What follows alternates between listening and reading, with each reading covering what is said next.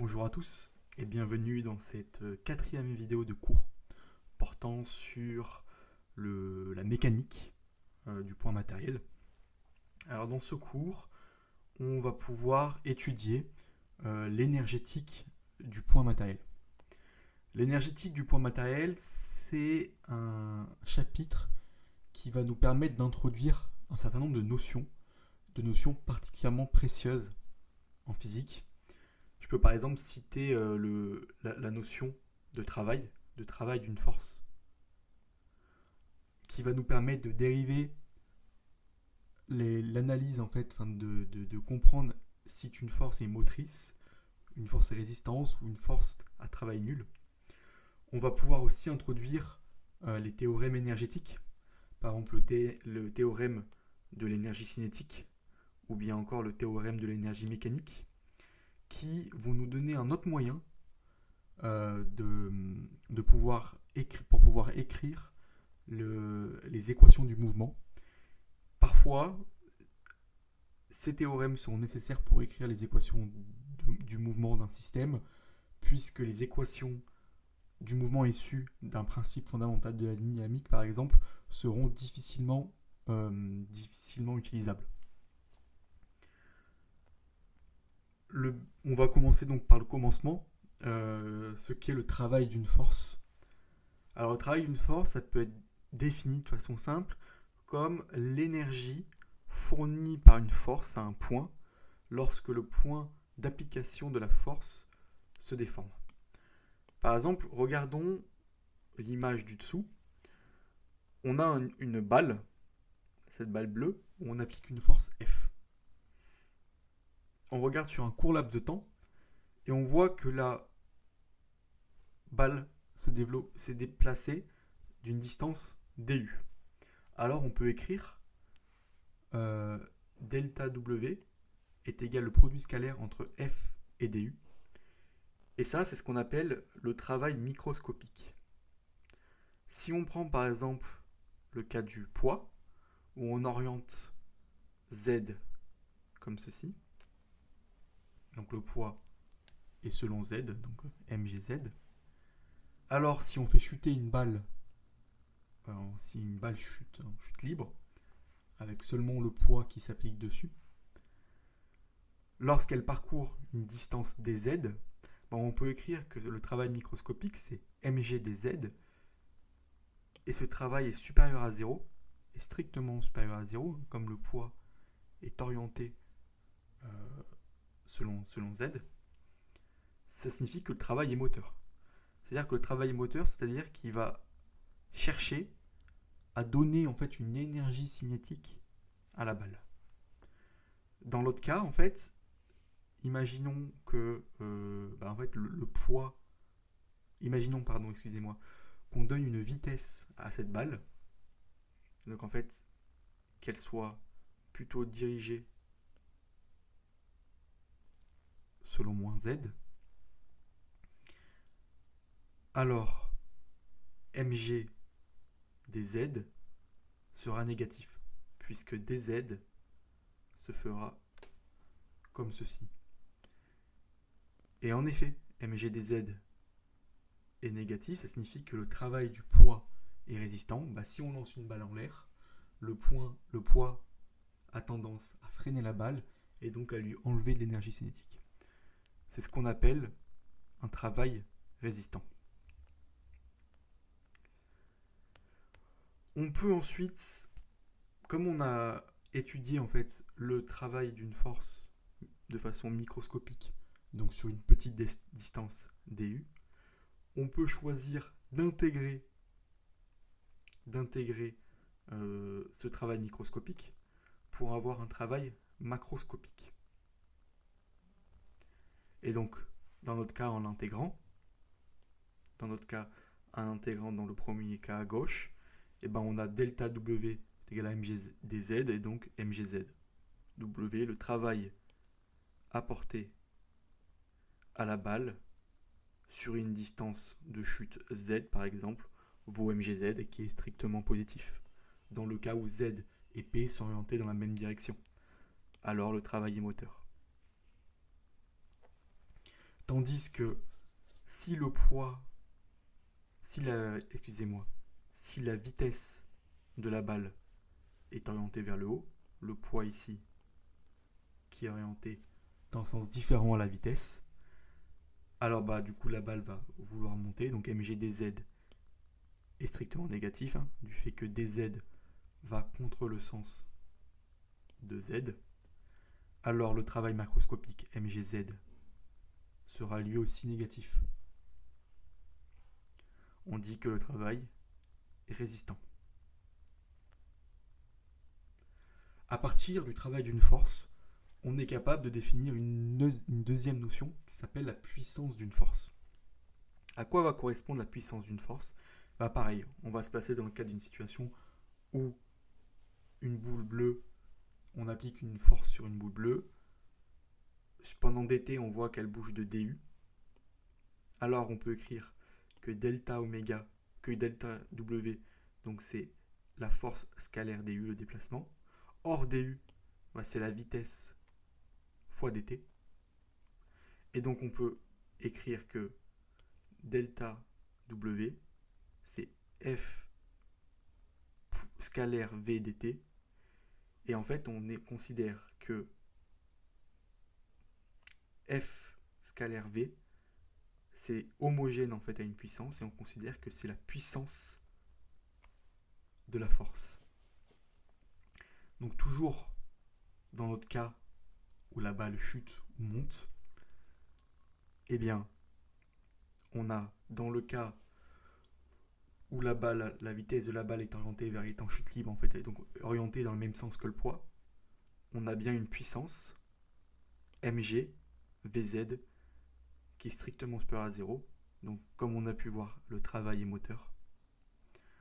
Tandis que dans le cas où vz est orienté dans le sens des z négatifs, dans le sens des z décroissants, eh bien mg vz est négatif, ce qui veut dire que le travail est résistant. Et en effet, donc le poids va s'opposer au fait que la balle monte en l'air. Une question qui peut nous venir ensuite, c'est imaginons qu'on ait un petit personnage ici qui monte une colline, par exemple à une vitesse v. On peut se demander donc une colline inclinée d'un angle θ, et on peut se demander quelle est la puissance du poids. Quelle est la puissance que le randonneur doit fournir pour pouvoir contrebalancer le fait que le poids veut le ramener au niveau du sol. Donc il suffit d'écrire le poids, donc en le projetant. Si on se donne y comme ça, donc y comme ça, x comme ça, donc ici on a y, on a moins y comme ça, x comme ça, donc le poids formant un angle θ ici, ça veut dire qu'on a moins mg sin θ selon ux, le poids empêche en fait, tend à empêcher l'homme d'aller sur les x croissants, moins mg cos θ selon uy, le poids a tendance à empêcher, à ralentir la montée de l'homme, si on veut. Donc si on écrit que la définition de la puissance, on a vu que c'était la force scalaire la vitesse. La vitesse, elle nous est donnée. Donc on a moins mg sin θ ux moins mg cos θ uy, scalaire donc de v selon ux. Dans notre cas, la vitesse est dirigée selon ux. Alors, on applique le produit scalaire et on obtient moins mg v sin θ. Et on se rend compte que cette puissance est négative. Et en effet, c'est bien ce à quoi on s'attendait. Le travail du poids est bien résistant, le poids est bien résistant, il a tendance à vouloir empêcher ou rendre plus difficile la montée du randonneur sur la colline. Le travail est résistant. À partir de cette définition de la puissance, on peut définir un des premiers grands résultats de ce chapitre, qui est le théorème de l'énergie cinétique.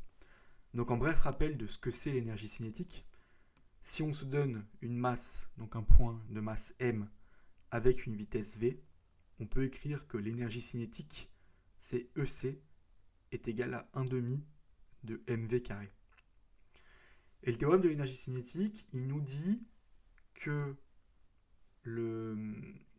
la dérivée de l'énergie cinétique par rapport au temps, c'est égal à la somme des puissances des forces, donc des puissances des forces qui s'appliquent sur la masse m. Donc comment on va pouvoir montrer ça? On se donne le PFD qui nous dit que la masse fois l'accélération est égale à la somme des forces extérieures qui s'appliquent sur le poids, sur la masse. Donc on a, je réécris, mdv dt est égal à la somme des forces extérieures. Là, je viens multiplier par v, par scalaire vecteur vitesse. Ce qui signifie qu'on a m v dv dt est égal à la somme des forces extérieures scalaire v. Je peux faire rentrer ça, le mv dv dt, ça correspond à 1 demi m dv carré dt. En effet, si je dérive par rapport au temps v carré, j'ai bien 2v dv dt. Donc je retrouve en haut.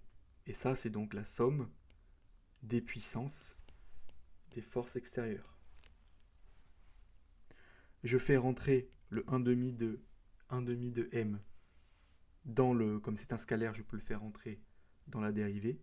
Donc j'ai d dt 1 demi m v carré, et ça c'est bien égal à dec sur dt, qui est bien égal à la somme des forces extérieures. Donc pour l'instant, ça peut paraître un petit peu sombre, mais on va voir directement une application directe de ce théorème.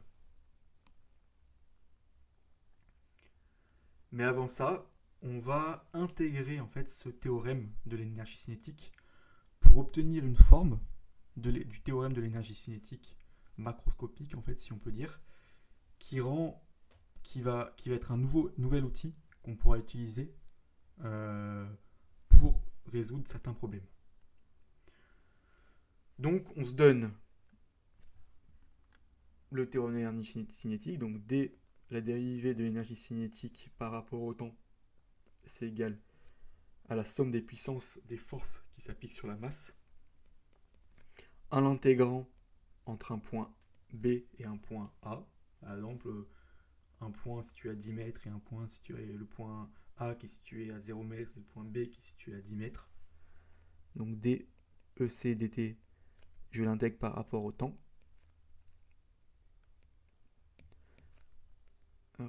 Donc j'ai le droit de faire ça parce que je fais la même opération des deux côtés de l'égalité. Ça nous donne l'intégrale entre A et B de DEC qui est égale, là je peux inverser le somme et l'intégrale, à la somme de l'intégrale entre A et B dP dt. Et donc ça c'est égal à ECB moins ECA. Et ça, on se rend compte que c'est égal, donc l'intégration de P par rapport à dt, on a pu le voir juste avant, ça nous permet d'obtenir en fait le travail macroscopique. Et donc ceci c'est le travail macroscopique, donc c'est la somme des travaux entre A et B, donc les travaux des forces qui s'appliquent sur la masse. Et ça on peut réécrire que c'est la différence entre A et B de l'énergie cinétique qui est égale à la somme des différents travaux des forces qui s'appliquent sur la masse.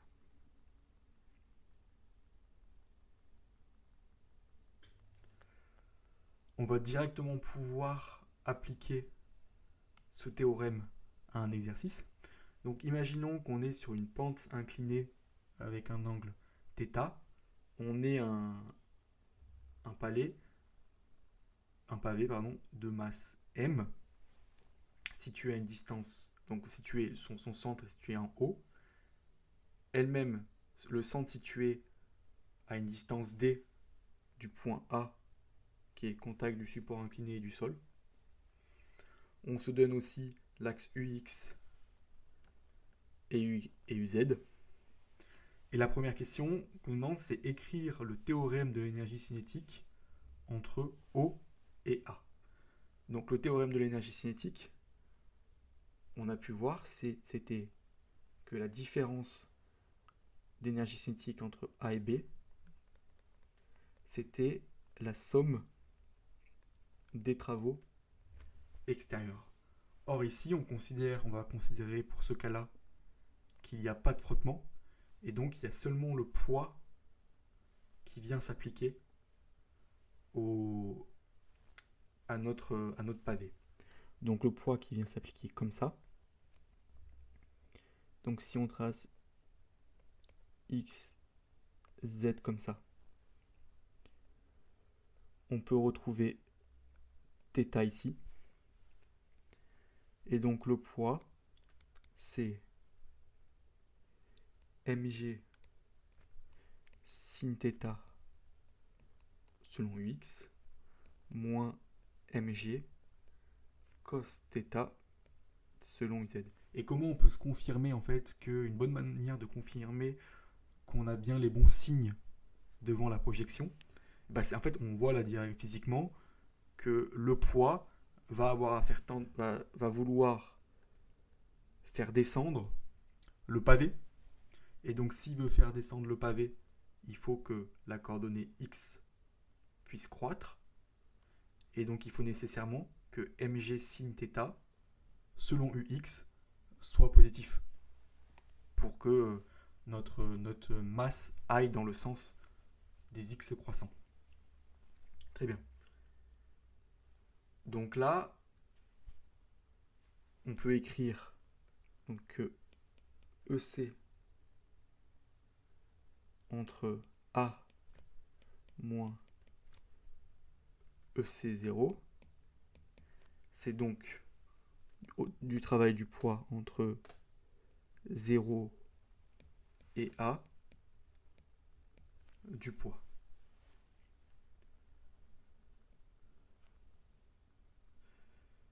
Entre espace 0, c'est O.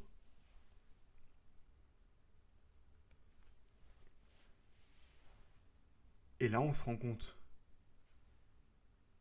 en calculant le travail du poids, en fait, on n'aurait même pas eu besoin de calculer le projeté du poids. On aurait seulement eu besoin d'utiliser en fait d'utiliser cette formule mgz où le travail du poids n'est rien d'autre que mg delta z, donc la différence d'altitude entre les deux. Donc là on a z0 et za, donc c'est égal à mg z0 moins za, Et donc cette distance, comme on a d là, θ là, c'est mg d sinus θ.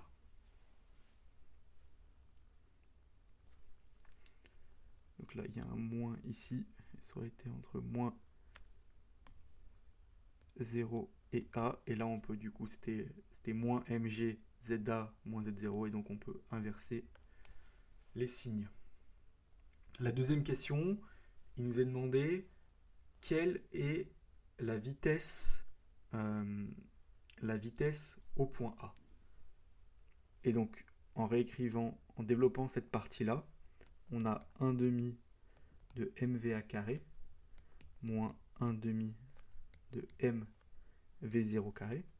Or, on considère que le pavé, que la masse était immobile, donc ça c'est égal à 0, est égal à mg d sin θ.